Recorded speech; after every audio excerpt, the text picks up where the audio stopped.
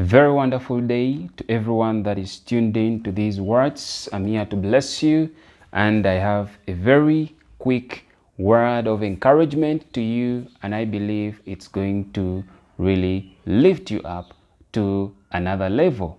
And I know many of you love promotion. You love a place where you are lifted up because you're supposed to be the head. You're not the tail. The Bible says you are the head and not above and not beneath. You are above and not beneath, actually. You are the head and not the tail. That's the right way. You are the head and not the tail. Right. Today's word is from the book of Acts chapter 28 verse 1. Acts chapter 28 verse 1 to 6.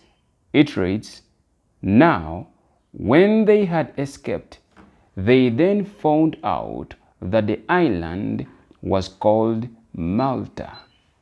And the natives showed us unusual kindness, for they kindled a fire and made us all welcome.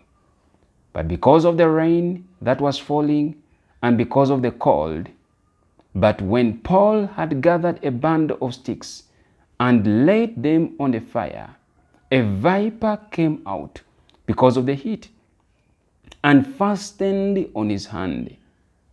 So when the natives saw the creature hanging from his hand, they said to one another, 'No doubt this man is a murderer, whom though he has escaped the sea, yet justice does not allow to live.'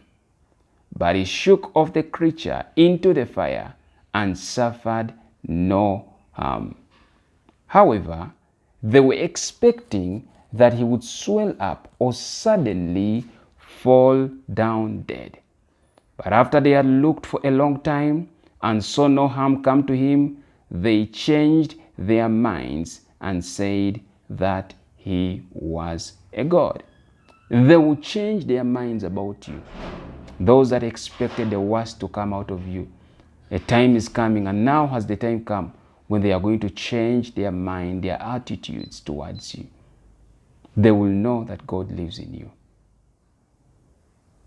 Bible says, "Show me a sign of your goodness, that my enemies may see and be put to shame." The Apostle Paul was on an island. They had a shipwreck, and he found himself on an island called Malta. By the way, there's a country called Malta, in case you didn't know. It's also like an island. And the Bible says the natives showed them unusual kindness. The kindness that was shown to no foreigner was shown to Paul.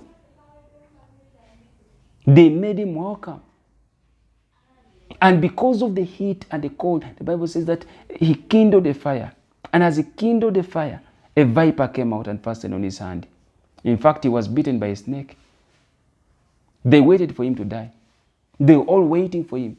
The same people that say that he was a good man, the people that showed him kindness, are the ones that actually turned their back on him and said that he was a murderer. The devil always has a way of reminding you about your past. Of course, Paul used to be a murderer. When you look at his history, he was a murderer. He was a bad man. But now the enemy comes in to remind him of his past. Listen, when the devil reminds you of your past, remind him of his future in the abyss. Remind him of his future in the lake of fire. Because that's where his future is.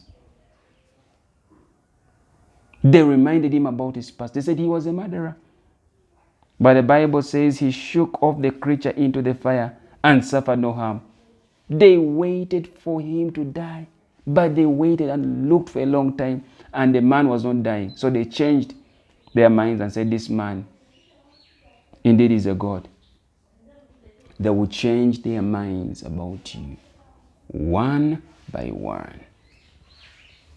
Brothers and sisters, do it like Paul, who shook off the creature into the fire. Shake off every creature that has been clinging onto your life into the fire. Remember that the Bible says that our God is a consuming fire.